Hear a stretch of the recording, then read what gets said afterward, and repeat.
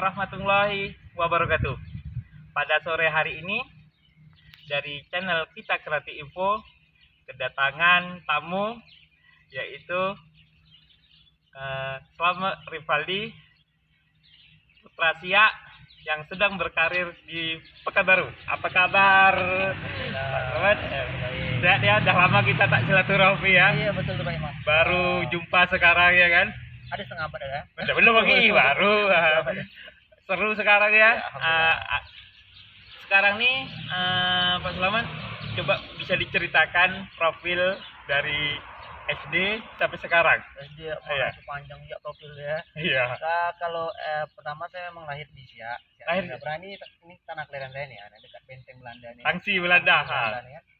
SD dekat ini juga. SD di SD 04 dulu SD 04 ya kan. SD 04. Kemudian di SMP 1 dulu kan. SMP 1 ya. Iya, ada SMP 1 kan, SMP 1. Angkatan pertama ya, angkatan kedua. Angkatan kedua ya. Kedua. Kemudian SMA di SMA 1 Siak. SMA 1 Siak. Di SMA 1 Siak.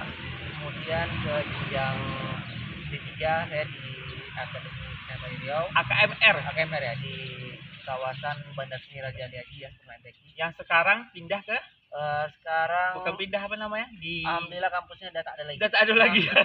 Udah Bang. Di tahun 2000-an apa lah 2021 ya 2019 2020 udah mulai menghilang kampusnya itu kan. Saya angkatan kedua di Akademi Kesehatan Riau mengambil jurusan musik ya. Memang passionnya dari SMP selama nampak saya kan hobi gitar ya kan. Kemudian dari SMA pun hobi-hobi musik itu kan. Sekarang ini bekerja di mana? Ya pekerjaan saya ya profesi sekarang memang seniman musik. Tidak jauh dari musik ya? Tetap di musik. Ya ada juga mengajar di beberapa sekolah ya. Beberapa sekolah di Pekanbaru? Ada juga. Sekarang tinggal satu sekolah karena pandemi Covid ini kan kita tidak bisa beraktivitas lebih gitu kan sekolah pun gitu. Cuma profesi kita memang di sana ya pada di komunitas lah. Saya ada komunitas namanya Ujung Siri Musik Community. Ujung Siri Musik Community itu berdiri tahun 2012. Jadi kami bergerak di musik tradisi inovasi. Jadi penggali pengkreasian musik tradisi, musik penggalian lah musik tradisi nanti dalam bentuk yang kita usahakan dalam bentuk yang baru. Inovasi. Saya juga sekarang alhamdulillah tergabung di Komite Musik Dewan Kesenian Riau di tahun 2020 ini. Dewan Kesenian Riau, DKR ya. Ketuanya siapa sekarang? Panggilannya Atanasa. Atanasa ya, berteman juga di Facebook ya sama dia. Taufik Hidayat ya. Taufik Hidayat. Nama lengkapnya Taufik Hidayat. Jadi Pak Slamet berarti sebagai anggota di Komite Musik. Komite Musik. Oh ya, mengenai musik ini. Seru sekali nih. Bagaimana saya kan banyak juga bercerita, alhamdulillah bisa menulis lagu, tapi liriknya kawan yang buat kan. Kalau musik itu passion dari musik itu bagaimana ceritanya gitu? Kalau menurut Pak Slamet sendiri, musik kayak contoh Pak Imam tadi lah ya, bisa nulis liriknya. Saya bisa nulis lagu, tapi nggak bisa masukkan apa itu. Jadi Pak Imam nulis liriknya, tapi buat lagunya orang itu, atau Pak Imam buat lagunya? Saya buatnya lagu. Coba orang lain yang membuatkan nada. Yang susah kalau musik itu sendiri gimana? Ya sebetulnya misalnya kalau contohnya di lagu gitu, itu memang banyak, itu tergantung dengan pencipta lagu itu sendiri. Ada yang dia buat musiknya dulu, kemudian baru liriknya. Ada juga yang dia buat liriknya dulu, ya kan, irama liriknya, kemudian baru dia buat musiknya. Musik tadi maksudnya iramanya gitu kan. Tergantung dia cenderungnya mana yang kebiasaan dia lah. Misalnya kalau saya kalau ini arahnya ke ke lagu gitu kan, arahnya ke lagu lebih mudah membuat itu ada liriknya dulu, kemudian baru iramanya. Gitu kan. Tapi kan kami di komunitas musik Ujung Siri itu kami instrumental lah. Instrumental. Jadi tidak pada konsep membuat lagu, tapi ada juga. Cuman dalam beberapa tahun ini kami memang fokusnya pada musik-musik instrumental tradisi inovasi. musik tradisi inovasi. Oh ya, untuk karya Pak Slamet sendiri, ini merinding nih. Sudah berapa yang ditelurkan, karya yang dihasilkan? Kalau karya alhamdulillah sudah banyak sebenarnya. Cuman kan yang terdokumentasi secara baik itu misalnya yang direcord itu kan itu belum banyak lah kan. Ada beberapa cuman belum banyak gitu kan. Kalau karya kita dari saya mulai fokus kalau kuliah itu kan dengan apa juga lah ya, belajar apa gitu kan. Tapi dari 2012 itu kita fokus di komunitas musik community. Ya kita sudah ada banyak juga karya, cuman ya kan proses recording apa itu kan tidak semua bisa kita apa ya, kita juga udah tampil di berbagai kalau pengalaman tampil di mana saja ya, kita baru kalau komunitas ya, kalau komunitas kita baru setakat provinsi lah, setakat provinsi ya. Kalau pengalaman pribadi misalnya saya dan kawan-kawan ya juga misalnya ke Malaysia gitu kan. Tapi kalau untuk provinsi kita ya untuk apa komunitas kita baru di tingkat provinsi kan, kabupaten provinsi. Sangat luar biasa. Santai aja sambil minum. Oh ya, biasanya seorang musik itu untuk penciptaan lagu pertama tuh yang saya baca lah kan, dia lagi galau, dia lagi putus cinta, dia melihat pemandangan alam. Kalau menurut Pak Slamet sendiri dalam penciptaan lagu itu moodnya itu lagi ngapa gitu biasanya? Ya banyak bisa juga seperti itu. Itu kan apa itu bagian dari kenangan masa lalu. Kenangan masa lalu ya. Kenangan masa lalu bisa menjadikan motivasi untuk menciptakan sebuah karya musik lagi. Bisa juga, tapi kan kalau kami misalnya di ya, kayak kami lah di komunitas kan itu kami lebih pada penggalian musik tradisi. Jadi bukan lagi pada konteks apa namanya, bukan romantismenya, tapi kami gali musik tradisi, kemudian ya kami eksplorasi gitu kan. Tapi kalau misalnya tadi Pak Imam bilang misalnya nih lagi putus cinta atau lagi galau gembira, kemudian itu juga bisa menjadi inspirasi ya. Karena kan tergantung dengan suasana hati kita gitu. Suasana hati kita lagi gembira ya kita membuat musik tuh happy, senang ya, itu juga ya, no problem, enggak masalah juga gitu. Itu tergantung bagaimana mood kita. Tapi kalau karena musik ini bagi kami sudah menjadi sebuah profesi gitu kan tidak harus begitu terus cara kerjanya gitu kan. Jadi memang kita punya, kalau kami di komunitas punya aktivitas proses rutin itu seminggu 2 kali itu proses rutin terus, tiap malam kita proses rutin ya. Iya, saya kan sering nyaksikan di AKMR dulu kan, sering main musik dan sebagainya. Itu latihannya gimana tuh? Tidak jauh dengan waktu kuliah dulu juga ya? Iya, jadi karena di musik ini kan sangat ketat. Sangat ketat. Jadi misalnya kalau dalam kita hitung-hitungan itu mestinya sebaiknya 1 hari itu dalam tahap belajar itu kan latihan itu minimal 1 hari itu kalau bisa 5 sampai 7 jam ya. Jadi berarti latihan difokuskan gitu ya? Harus fokus ya. Karena nanti kita kan misalnya ketika show ya, gitar gitu kan. Gitarnya itu untuk kemampuan individu gitu kan. Misalnya di gitar kita harus latihan dengan baik gitu kan. Jadi kalau latihan kita semakin baik, petikan gitar kita juga semakin baik, bunyi yang dihasilkan juga semakin baik. Karena semua itu harus by proses, nggak bisa dia langsung gitu kan. Karena nanti dengan permainan yang baik, ketika kita ingin menciptakan sebuah karya, itu insya Allah juga akan baik gitu kan. Jadi semuanya memang di kesenian konteks ini di musik memang itu tidak bisa lepas dari proses. Makanya kadang dalam konteks musik serius, dalam satu karya itu kita bisa memakan waktu 2 bulan gitu kan.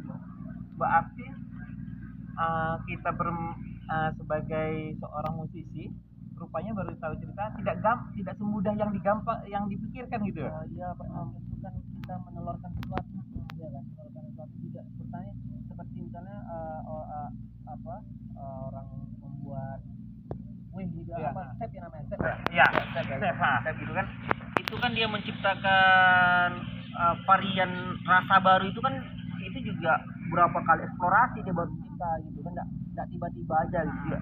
Jadi semua proses kreatif itu kan juga seperti Pak Imam lakukan sekarang kan di kita kreatif info ini kan juga berkali-kali proses akhirnya sehingga banyak subscriber. Alhamdulillah. Tidak malu jumpa orang lah gitu ya. Karena pengalaman terus mengajarkan kita gitu kan, enggak nggak ada sesuatu itu tiba-tiba langsung jadi, kan nggak ada, semuanya butuh. Dan di musik memang mungkin masih ada sebagian ya, orang menganggap saya bermusik itu ya hobi aja. Tapi kalau bagi saya dan kawan-kawan di komunitas, yang musik itu sudah menjadi profesi gitu. Sudah menjadi Iya, passion ya. passion gitu. Jadi memang itu sudah pekerjaan ya. Pekerjaan kamu ya itu ya musik gitu. Ya, itu yang terus diolah terus, bagaimana menciptakan sebuah kreasi musik gitu kan. Ya bagaimana misalnya kalau sekarang musik tradisi gini, kemudian bagaimana caranya musik tradisi bisa digemari oleh kaum milenial. Itu kan perlu kita putar otak. Harus ada Ya, inovasi ada inovasi ya begitu ya. Oh ya, untuk Pak Selamat sendiri, untuk menjadi rujukan nih, Ya. siapa musisi yang menjadi idol ya? Kalau saya banyak lah. Jadi referensi dari luar juga banyak. Kalau di dalam Riau sendiri siapa? Riau abang-abang kita lah ya. Kalau Ya. di luar itu kan kita misalnya kita juga dari apa, ada karya-karya dari Yoyoma, kemudian ada Yani kan, ada Kitaro dan Koi Kitaro, lain kan. Kemudian di dalam juga ada misalnya abang-abang kita di Yorikin ya. Ya, yang musiknya itu sangat fenomenal, Ya, jadi kan di instrumental. Liga Jazz Melayu mungkin pernah dengar ya. Liga Jazz Melayu itu juga udah itu juga dari zaman kami kuliah juga sudah jadi referensi. Ya, karena mereka juga fokus di penggalian tradisi, kemudian diinovasikan lagi. Nah, terbatas lah kalau referensi itu kita apalagi di era abad informasi ini kan semua sangat mudah kita dapat itu. Ini saya kan mengamati juga bagaimana agar anak-anak milenial nih cinta akan musik tradisi, karena tradisi itu kan melambangkan nenek moyang kita dan sebagainya. Kalau menurut Pak Selamat sendiri, agar milenial itu cinta dengan musik-musik tradisi ini gimana? Kan kita nih seperti misalnya ada sesuatu viral di TikTok, viral di IG, viral di itu menjadi contoh. Ya. Nah, tapi kalau menurut untuk mencintai milenial agar cinta musik itu gimana caranya? Ya salah satu caranya kan diinovasikan ya. Kemudian kan memang sekarang itu ada sebuah kewajaran gitu dengan, karena itu berjarak emang. Nah, jadi anak milenial sekarang itu saya pikir apalagi mungkin kalau kayak seperti kawan-kawan di Siak masih agak bersentuhan dengan tradisi musik gitu kan, masih dengar orang main zapin gitu kan, masih lumayan lah gitu kan. Tidak jauh-jauh misalnya kita pergi ke Istana Siak, di belakang Istana Siak ada sanggar. Tiap hari kalau kita mau berkunjung kan tiap sore juga ada gitu, kan. Nah, itu Mas, tapi bagaimana? Alhamdulillah kalau di Mempura nih ada sanggar Sekayu Sehati di bawah pimpinan Bu Winda Harniati. Alhamdulillah. Dia memang di sekolah, cuma tidak kemungkinan orang lain untuk untuk bergabung gitu. Alhamdulillah. Guru Pak Selamat juga ya. Itu dia syair ya. Iya, syair dan penyanyi lagu. Jadi jadi makanya salah satu metode itu dia diinovasikan. Kemudian ya memang kita sekarang kan digital. Iya. Ya, jadi musik-musik tradisi itu juga harus masuk ke wilayah digitalisasi nih gitu kan. Jadi ya karena nanti kita bisa kalah dengan luar, karena mereka sekali tekan Android sudah dapat semua informasi. Bagaimana caranya juga musik-musik tradisi bisa masuk gitu kan. Ya seperti yang dilakukan oleh Pak Imam ini kan di kita Kreatif Info kan, dengan misalnya mengupload video-video musik tradisi, ya itu kan juga salah satu cara gitu bagaimana mempromosikan. Kita lebih mendekat lagi pada milenial gitu. Berarti saya harus izin yang punya kalau itu kalau copyrightnya itu kalau misalnya untuk orang yang sudah ada jelas itu harus dulu gitu. Izin karena kata Pak Selamat gimana? Membuat sebuah karya itu gimana? Iya, menurunkan sebuah karya itu memang kayak menurunkan sebuah anak itu susah berarti gitu.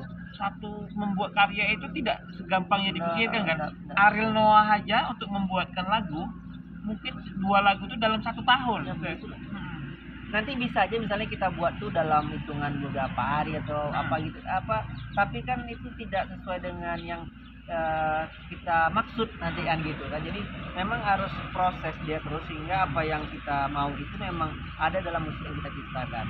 Nah, memang betul-betul dieksplorasi dengan baik gitu. Bila perlu memang mestinya observasi dulu ke lapangan, observasi dulu misalnya ini mau penggalian tentang musik Japin kan, musik Japin itu begini, begini apa perkembangan seperti ini, jadi kita tahu gitu kan, sehingga ketika kita ingin eksplorasinya ke dalam penciptaan karya musik baru itu lebih mudah, bahan kita sudah ada. Jadi bagusnya observasi dulu kemudian kita eksplorasi lagi gitu kan. Karena kalau kita sudah observasi di lapangan kita sudah punya data.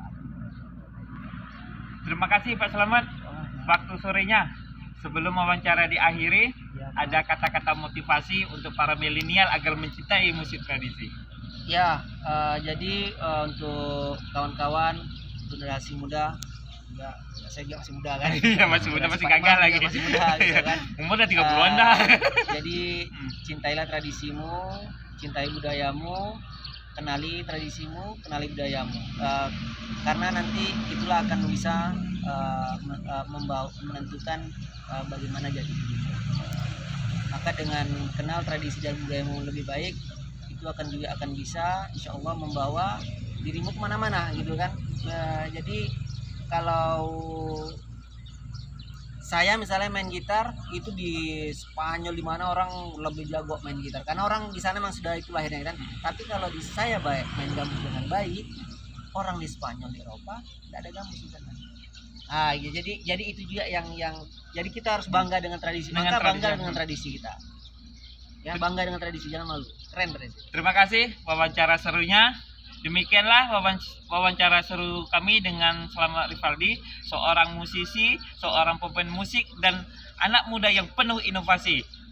Wassalamualaikum warahmatullahi wabarakatuh. Waalaikumsalam.